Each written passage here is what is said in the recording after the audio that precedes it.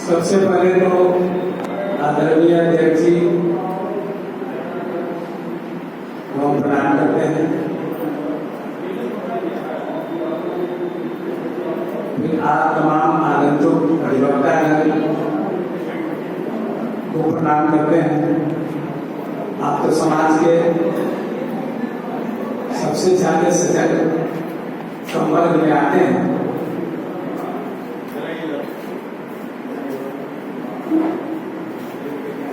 आपसे समाज को विशेष अपेक्षा भी रहती है, क्योंकि समाज का प्रबुद्ध वर्ग ही समाज को रास्ता दिखाता है। वो प्रबुद्ध वर्ग अगर सजग हो जाए तो और भी अच्छा कार्य होता है। आज की ये बैठक जैसा कि संचालक महोदय डॉक्टर विदेश ने आप लोगों को बताया, पृष्ठभूमि तो वही है, किंतु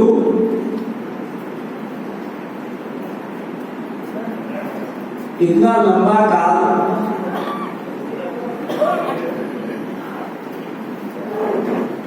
हम लोगों को क्यों लगे, इस बात को समझने के लिए कि समाज हमारा आज संगठित नहीं है, क्रियाशील नहीं है, और कई ऐसे मौके आए जिसमें महसूस हुआ कि शायद समाज अगर सक्रिय रहता, संगठित रहता तो ये वाकया नहीं होता, या ऐसे ना ऐसे होता, ये अच्छा काम हो जाता। कई वर्षों से हम तमाम साथियों, जैसे यहाँ पे डॉक्टर साहब हैं, अनिल जी हैं, हम लोग एक साथ बांटे तिरानवे से सामाजिक गतिविधियों में जुड़े हुए हैं। यहाँ मुन्ना जी हैं, अरविंद जी हैं, ये वैसे साथी का नाम हम ले रहे हैं जो हम लोग बांटे तिरानवे से हम लोग एक साथ काम कर रहे हैं। मदन जी हैं, निरंजन जी, आपका अधिवक्ता संवर्ग से निरंजन जी हैं, जो पूर्वी रैली में भी उनकी भूमिका बहुत सक्रिय महत्वपूर्ण थी। तो ये ऐसे लोग चिंतित थे।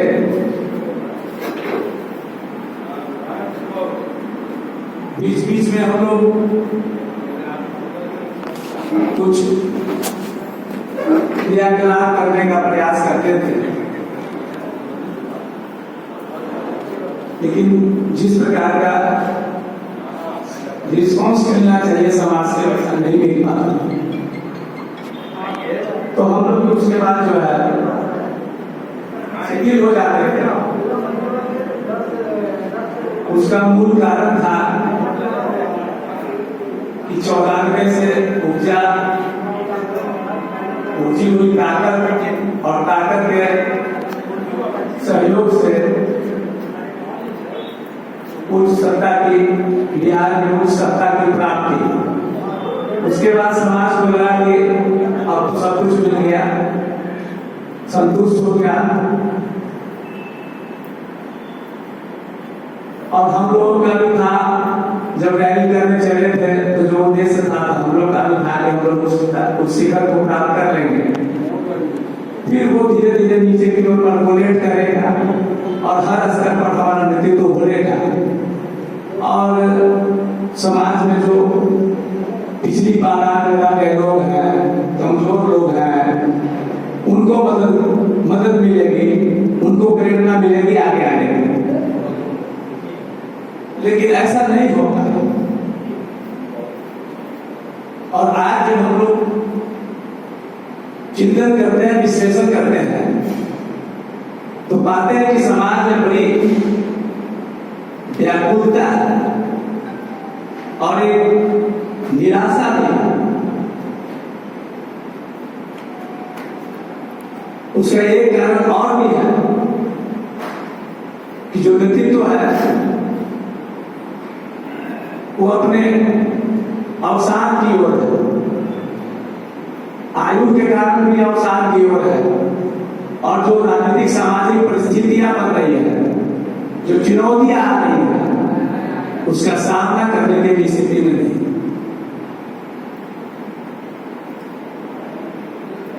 इन दिनों हम लोगों ने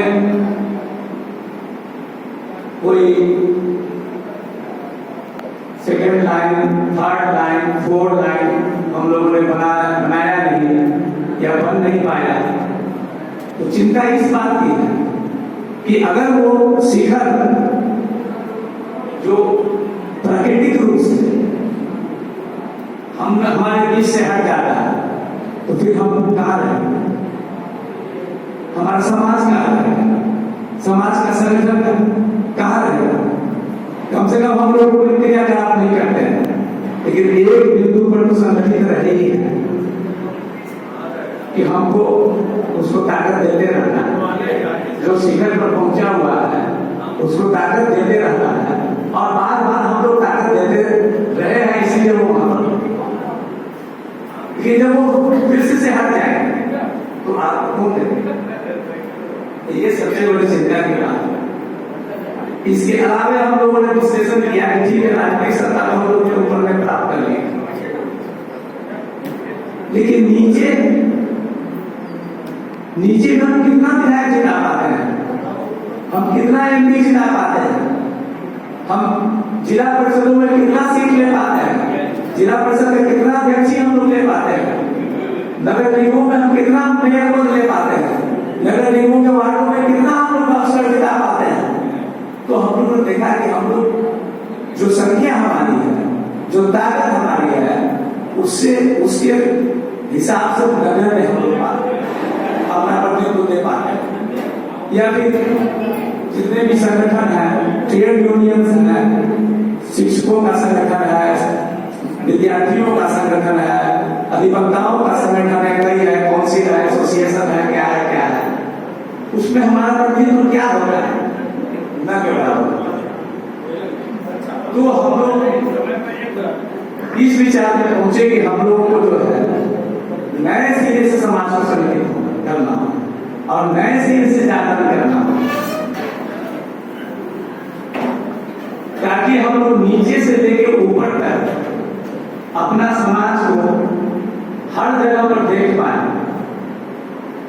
हर स्तर पर और हर संवर्ग में हमारा प्रतिनिधित्व हो, हमारा श्रेय हो, हमारा प्रयास हो, ऐसा हम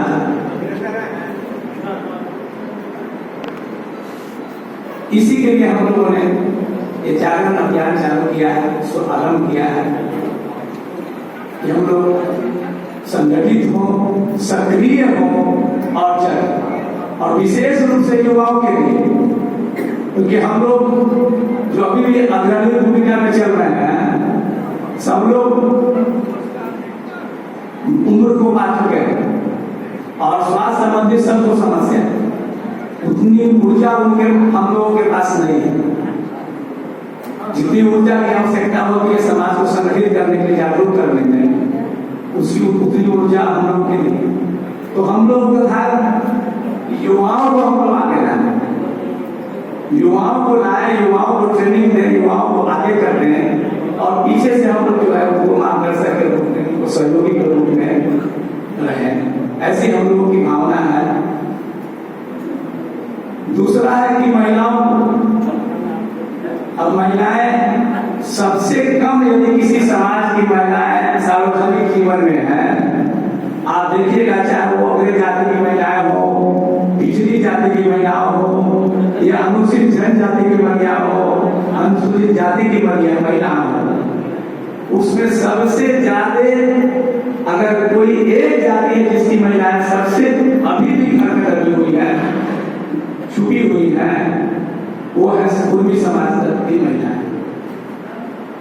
तो एक तो सामान्य रूप से जो हम लोगों को उनको आगे लाके जो प्रतिनिधित्व देना चाहिए था, प्राप्त करना चाहिए था, वो तो नहीं कर पा रहे हैं। और आज आरक्षण की बात हो रही है, लोकल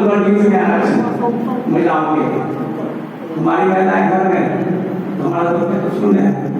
अब विधानसभाओं में लोकसभाओं में भी आरक्षण होने जा रहा महिलाओं में, तो हमारा मंदिर तो शून्य रहेगा।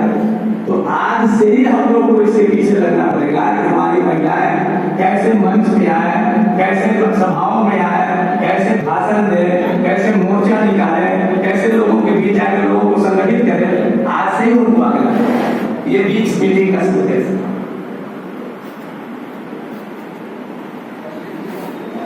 इसके अलावा एक बिहार में ही नहीं पूरे देश में अपने समाज में चिंतन चल रहा, चर्निंग हो रहा है कि अपना समाज जिस संख्या बल में है हिंदुस्तान, और जो उसकी हैसियत भारतीय समाज, भारतीय शासन व्यवस्था, वह हैसियत उतनी नहीं है जितनी होनी चाहिए। उसके लिए अन्य राज्यों के लोग भी चिंतित हैं और कुछ न कुछ कर रहे हैं। उसी क्रम में अभी 4 महीना पहले गुजरात के विसनगर में अखिल भारतीय कुर्मी क्षत्रिय महासभा का अधिवेशन हुआ था 3-4 दिवसीय। उसमें पूरे हिंदुस्तान के विभिन्न प्रांतों के प्रतिनिधि लोग भाग लिए थे।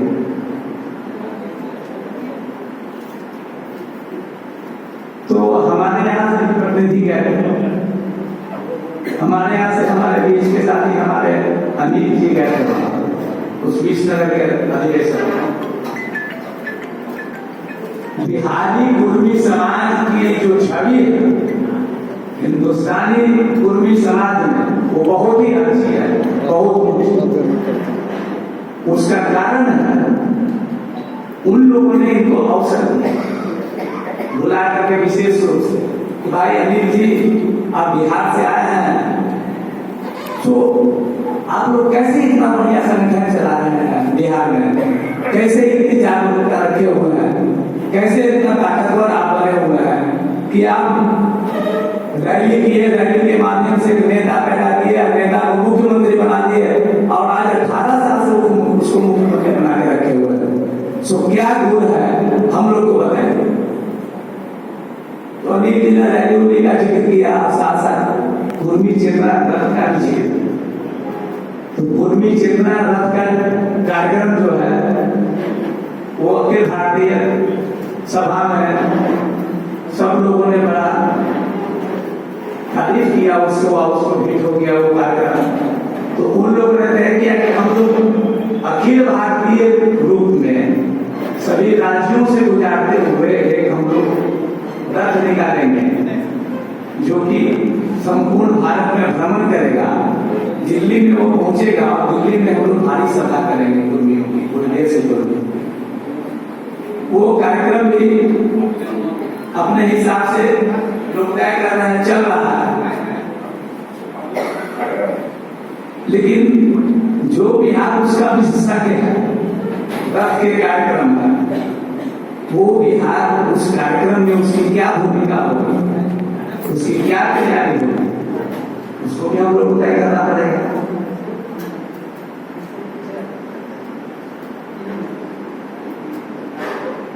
उसके अलावा और भी हम लोगों ने कुछ एजेंडा रखे थे, जैसे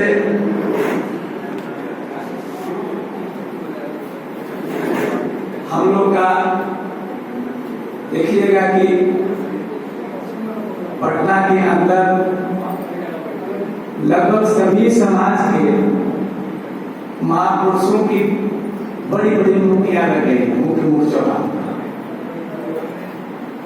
एक हमारा ही समाज है जिसका इतना गौरवशाली इतिहास रहा है और जिसने इतना महान महान पुरुषों का जन्म दिया है, पालन पोषण किया है। उसके लिए जो हमारे सबसे पूज्य शिवाजी महाराज, उनकी मूर्ति पटना में हम लोग के इस बैठक के एजेंडा में ये भी कि हम लोग पटना में शिवाजी महाराज का एक भव्य मूर्ति, कम से कम 50 फीट ऊंची मूर्ति का हम लोग स्थापना करें। वो अपने से करें या सरकार पर दबाव डाल के करें, लेकिन करें। ये संकल्प, उसमें भी आप लोगों का विचार कैसे करना चाहिए, कैसे उसकी। एक और हम लोग का एजेंडा है कि जैसे अन्य राज्यों में है, बिहार में भी एक दो जिला में है, अपने समाज का अतिथिशाला या धर्मशाला, उसका हम लोग पटना में निर्माण नहीं कर पाए। विभिन्न क्षेत्रों से, विभिन्न जिलों से हमारे समाज के लोग आते हैं। उसमें कई लोग बहुत आर्थिक रूप से अक्षम भी होते हैं।